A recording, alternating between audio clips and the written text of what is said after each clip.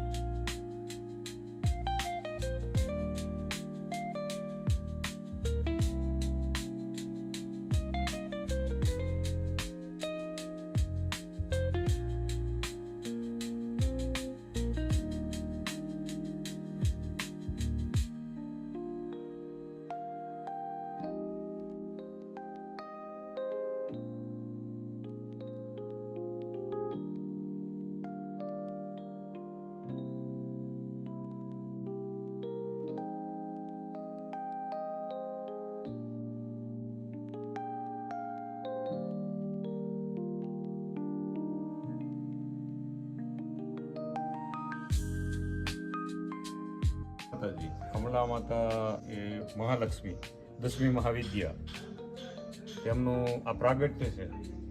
માતાજીની મૂર્તિ પધરાવવામાં આવેલી નથી, તે સ્વયંભૂ છે કમલા માતા.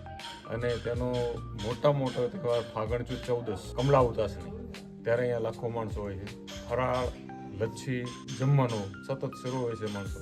લાખો માણસો બહારથી. આ ગામની ફરતા 24 ગામ છે કામળિયા ભાઈઓના. એમના કુળદેવી છે. ભટ્ટ બ્રાહ્મણના કુળદેવી છે જુનાગઢ છે. પછી જોશી બ્રાહ્મણોના લુખી પરિવાર છે, પટેલ.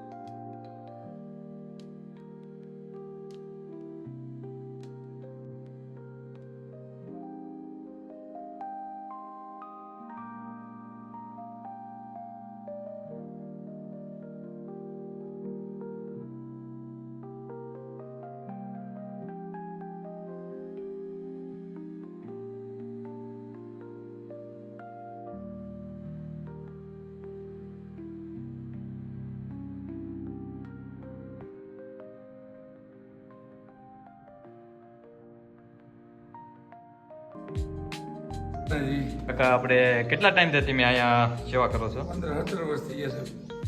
બરાબર. અને અન્નક્ષેત્ર આપણે રોજ ડેલી ચાલુ જ હોય 365 કાંઈ મિક્સ શરૂ સવારથી સાંજ સુધી બરોબર થઈ ગયા. 12 વાગે માતાજીનો થાળ ધરાય જાય, સાંજ સુધી હરિયર શરૂ. બરાબર. અને માણસ નક્કી ને કેટલું માણસ આવે, 10 થી 15,000 માણસ થઈ જાય. અને કમલા અવતારની હોય ને ત્યારે તો 1-1.5 લાખ માણસ પ્રસાદ લે. 500 મણ દૂધની લચ્છી બનાવી, 100 મણ બટેટાની સૂકી ભાજી, ખજૂર, લાડવા, ગાંઠિયા, શાક, દાળ ભાત, આખો દી હરિયર શરૂ.